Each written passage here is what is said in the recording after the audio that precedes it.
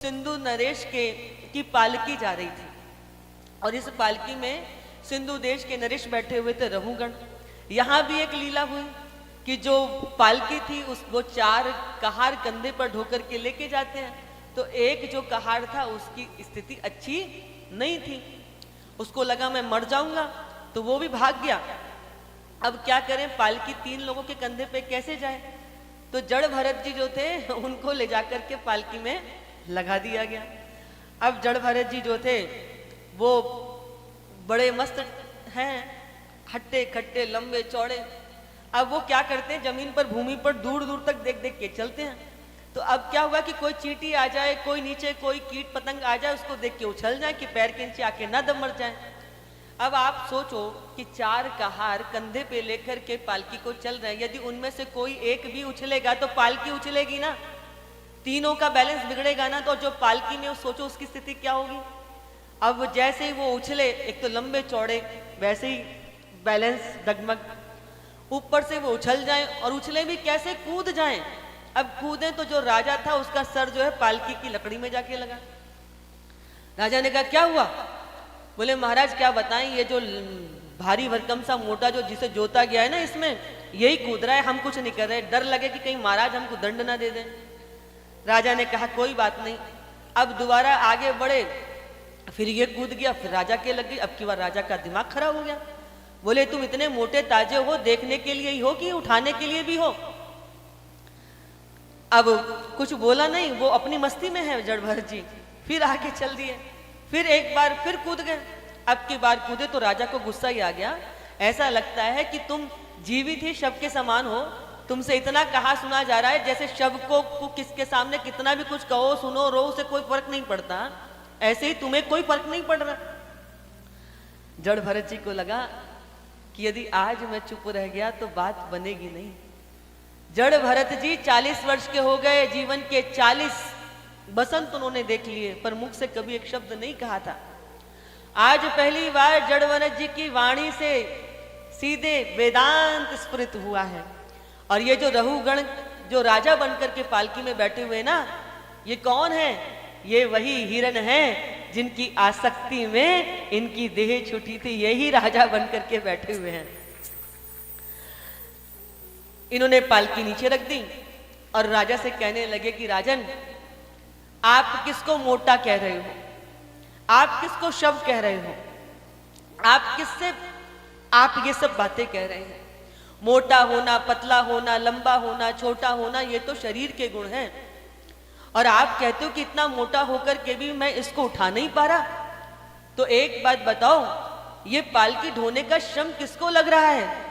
जो पालकी ना ढोता है, ना उठाता है, ना चलाता है, ना चलता है, ये श्रम उसको नहीं लगता। जैसे ही ऐसे ज्ञान की अद्भुत बात कही, तैसे ही रहुगण जो थे वो पालकी से नीचे उतर के आ गए कि कहीं ये साक्षात पराशर जी तो नहीं आ गए, कहीं व्यास जी तो नहीं है, और कहीं ये कपिल जी तो नहीं है। बोले फिर तुमने गलत बात कर दी। अरे उस आत्मा का जन्म ही नहीं होता, जिसका जन्म नहीं उसकी मृत्यु नहीं, तो उसकी पहचान कैसी? हाँ, आत्मा नित्य मुक्त, उस आत्मा का कोई नाम होता है क्या? बोले तुम फिर मुझसे गलत परिचय प्राप्त कर रहे हो, चरणों में गिर गए। बोले आप जरूर कोई श्रेष्ठ ब्राह्मण है, जनऊ देखा समझ गए कि ब्राह्मण है, मुझसे अपराध हो गया, मेरे साथियों से अपराध हो गया, एक ब्राह्मण को कहार बना करके पालकी में जोड़ लिया। बोले जब राजन आप मुझे मिल ही गए हो तो आप मेरा मार्गदर्शन करो, आप मुझे आत्मज्ञान दो। तब आज जड़ भरत जी महाराज रहुगण को आत्मज्ञान दे रहे हैं। बोले शरीर का संबंध किससे है? बोले महाराज शरीर का संबंध जो है वो इंद्रियों से है। इंद्रियों का संबंध किससे है? इंद्रियों का संबंध जो है वो मन बुद्धि से है, और बुद्धि का संबंध किससे? बोले आत्मा से है। तो महाराज जब शरीर का संबंध इंद्रियों से है, इंद्रियों का मन और बुद्धि से है, बुद्धि का आत्मा से है, तो फिर जब आत्मा पर का संबंध है, तो जब शरीर पर कोई बोझ रखा जाएगा तो उसका कष्ट आत्मा को क्यों नहीं होगा? बोले ये तो वैसे ही है ना, जैसे चूल्हे पर आपने अग्नि जला दी, अग्नि में आपने जल रख दिया, जल में आपने चावल डाल दिए, तो जब अग्नि जलेगी, जल गर्म होगा, तो चावल को ताप लगेगा कि नहीं लगेगा? और बोले चावल की जगह यदि पत्थर को डाल दिया जाए तब कुछ होगा क्या? बोले आत्मा अपरिवर्तनीय है, आत्मा में कोई परिवर्तन नहीं होता है। इसीलिए सुख दुख जो भोगता है वो मनुष्य का मन भोगता है, लेकिन आत्मा नित्य मुक्त है, आत्मा अपरिवर्तन है, यानी कि उसमें कोई परिवर्तन नहीं होता। सूरज का प्रकाश जब प्रतिबिंबित होता है, जब प्रकट होता है, नीचे हजारों घड़ों में आप जल भर के रख दीजिए तो सूरज का प्रतिबिंब आपको दिखाई दे रहा है, परंतु वो सब सूरज नहीं बन जाते। ऐसे ही इतने सारे शरीरों के अंदर जो आत्मा प्रतिबिंबित हो रही है, आत्मा तो एक ही है। हम सबकी आत्माएं अलग अलग नहीं है, हम सबकी आत्मा एक ही है, एक ही चेतना इतने सारे घटों के अंदर। ये घट क्या है? बोले ये शरीर ही है। इन शरीर के अंदर अलग अलग शरीर के कारण, अलग अलग घड़े के कारण, जैसे सूरज का प्रतिबिंब अलग अलग दिखाई देता है, ऐसे ही अलग अलग शरीर के कारण वो चेतना भी अलग अलग अनुभव होती है, पर चेतना अलग नहीं है। हम सबकी चेतना एक ही है। तो बोले कि ये बताओ कि जब हम कुछ अच्छा या बुरा करते हैं तो भोक्ता कौन है? बोले भोक्ता शरीर है, भोक्ता मन है, बुद्धि है, लेकिन आत्मा कभी नहीं भुगती। शरीर छूटने के बाद हमारे चतुष्ट अंतःकरण की यात्रा फिर दोबारा कर्मों की साक्षी बनती है, परंतु आत्मा तो नित्य मुक्त है। आत्मा कैसी है? बोले आत्मा साक्षी है। चेतना कैसी है? बोले साक्षी है।